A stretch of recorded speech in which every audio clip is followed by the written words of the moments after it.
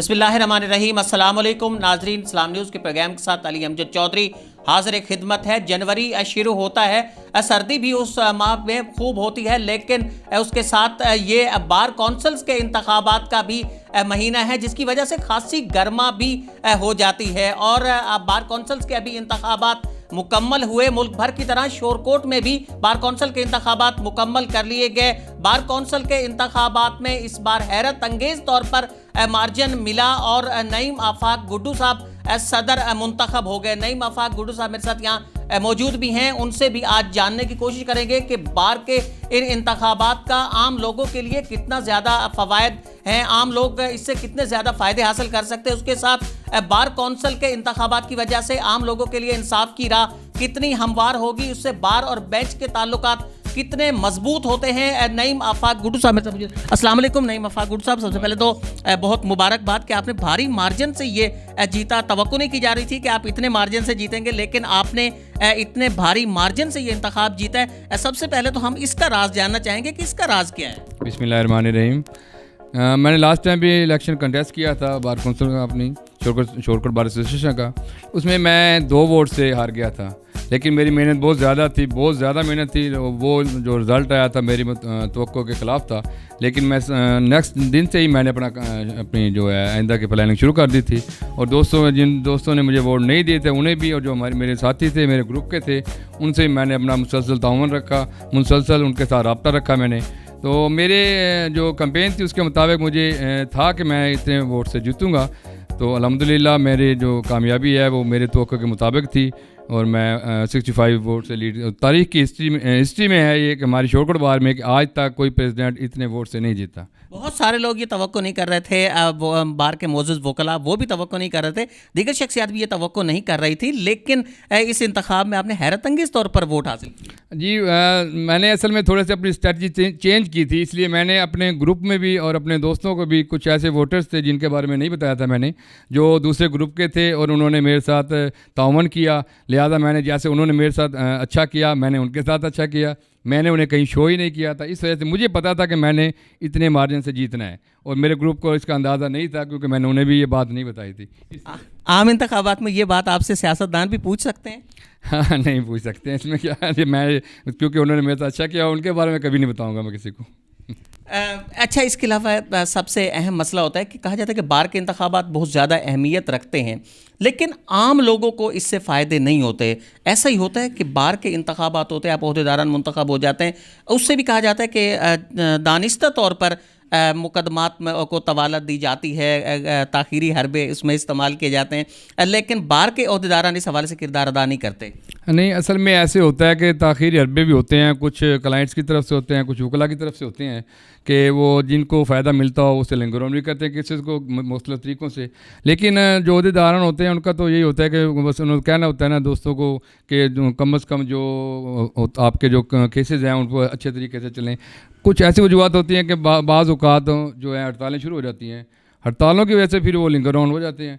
उन ज़्यादा कुछ वकला का भी नहीं होता, क्योंकि ऑलरेडी जो मसला उनका चल रहा हो सबके लिए होता है, वो सिर्फ उनके लिए नहीं होता। लेकिन हम कोशिश करेंगे कि ज़्यादा से ज़्यादा जो वर्क हो, और ताकि जो क्लाइंट्स जो हैं वो ज़िले ख्वार ना हों।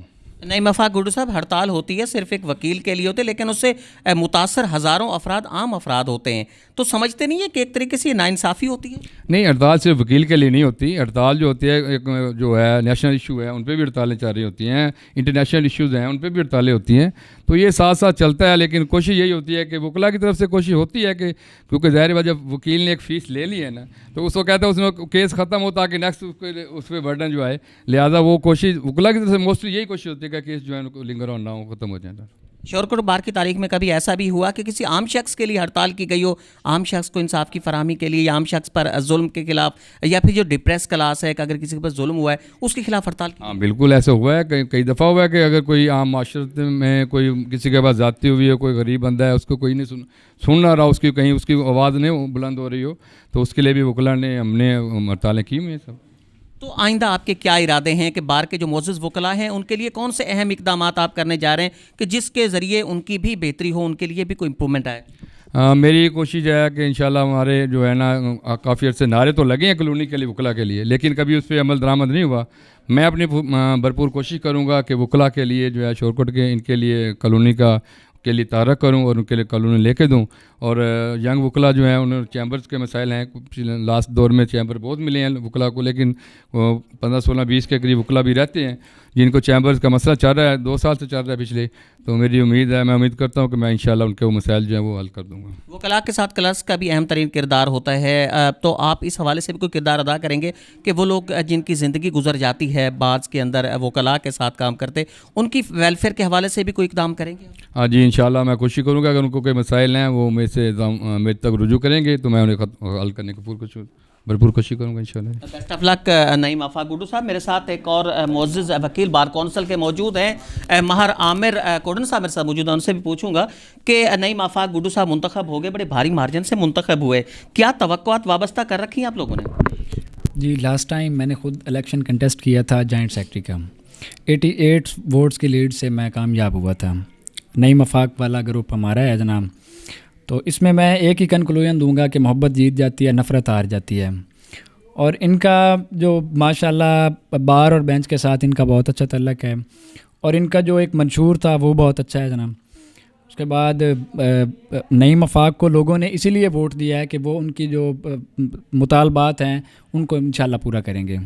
और मैं शुक्रिया अदा करता हूँ सलाम न्यूज़ जनाब अली अहमद चौधरी साहब का, चौधरी यूनुस नोमी साहब बैठे हैं, जनाब हमारे भाई हैं राना शबीर साहब बैठे हैं।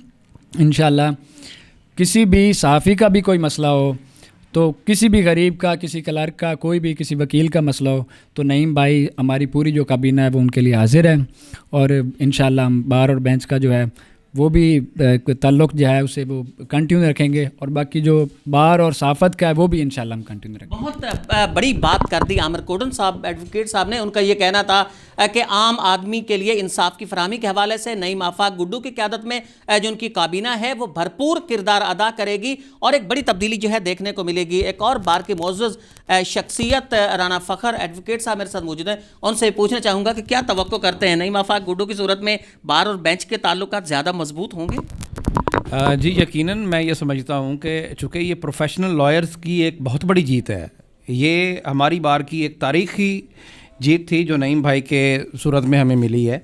और ये सिर्फ नईम भाई की जीत नहीं है, ये बार की जीत है और तमाम नए वकला की जीत है और तमाम उन वकला की जीत है जो प्रोफेशनल्स हैं।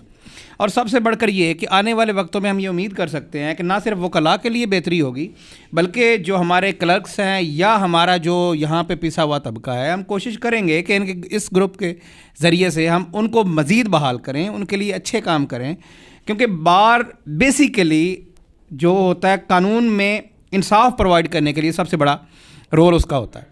जब बार और बेंच के ताल्लुकात अच्छे होंगे तो लाजिम बात है कि एक सीक्वेंस के साथ सिलसिला चलेगा, और हम यही चाहेंगे कि इंशाल्लाह ये सिलसिला चलता रहे और हमारे शहर के अंदर, हमारी तहसील कोर्ट्स के अंदर इंसाफ की फराहमी बर वक्त हो। नए वकला की बात आई है तो नईम आफाक गुड्डू की तरफ एक दफ़ा फिर हमें आना पड़ गया है। सर, एक आम तासुर पाया जाता है कि नए वकला को अपॉर्चुनिटीज़ नहीं दी जाती बार के इलेक्शंस में, उन्हें अमूमन निस्बतन जो गैर फ़ाल ओहदे होते हैं उनकी तरफ रखा जाता है, बड़े अहम ओहदों की तरफ नहीं ले जाता, सदारत की तरफ, जनरल सेक्रेटरी की तरफ। तो आपका जो ग्रुप है ये कोई इरादे रखता है कि किसी जो जूनियर आपके वकील हैं उनको भी आइंदा इंतखाबात के अंदर आप सामने ले आएँ अहम ओहदों के लिए? जी, असल में बात ये होती है कि पंजाब बार कौंसिल की तरफ से जो एक्ट बनाया गया है उसमें कोई उनकी मियाद रखी गई है कि कौन सा बंदा किस सीट पर एलिजिबल है, वो कितने उसकी स्टैंडिंग क्या है, उस हिसाब से। असल में जो नए वकला है 3 साल तक तो वो किसी सीट पर इलेक्शन कंटेस्ट कर ही नहीं सकते। फिर ऐसे ही सेक्रेटरी के लिए है, सेक्रेटरी के लिए 5 साल का उन्होंने मियाद रखा हुआ है कि 5 साल तक जिसकी प्रैक्टिस है वो उसका इलेक्शन कंटेस्ट कर सकता है। प्रेसिडेंट के लिए 10 साल की रखी हुई है। तो इसलिए वैसे यहाँ मौजूद हैं फाज यूनुस साहब, लाइब्रेरी सेक्रेटरी के लिए थे कैंडिडेट, ये भी दोस्त हैं, कुलीग हैं मेरे और मेरे रूममेट हैं। ये कंटेस्ट किया है, ये भी भारी मार्जिन से जीते हैं। तो जैसे ही वो अपने वो मुकम्मल करते हैं पीरियड अपना, तो वो यंग वकला आती हैं, हिस्सा लेते हैं उसमें। बहुत शुक्रिया नईम आफाक गुड्डू साहब। गुफ्तगू सुनी आपने। नईम आफाक गुड्डू साहब सदर मुंतखब हुए शोरकोट बार एसोसिएशन के, उनके साथ बार के मोअज़्ज़िज़ वकला आमिर कोडन साहब मेरे साथ मौजूद थे, राना फ़खर एडवोकेट साहब भी मौजूद थे। उनका यही कहना था कि बार और बेंच के ताल्लुकात की बेहतरी से आम आदमी के लिए भी फ़वायद होते हैं। उसके साथ साथ उनका यह भी कहना था कि वकला की फलाह बहबूद के हवाले से इकदाम किए जाते रहेंगे। वकला के साथ साथ क्लर्क्स जो बार एसोसिएशन हैं उनकी फलाह के लिए भी इकदाम किए जाएंगे और एक बेहतर तब्दीली जो है वो देखने को मिलेगी। आगे पैगाम तक के लिए अपने मेज़बान अली अमजद चौधरी को दीजिए इजाज़त। अल्लाह निगहबान।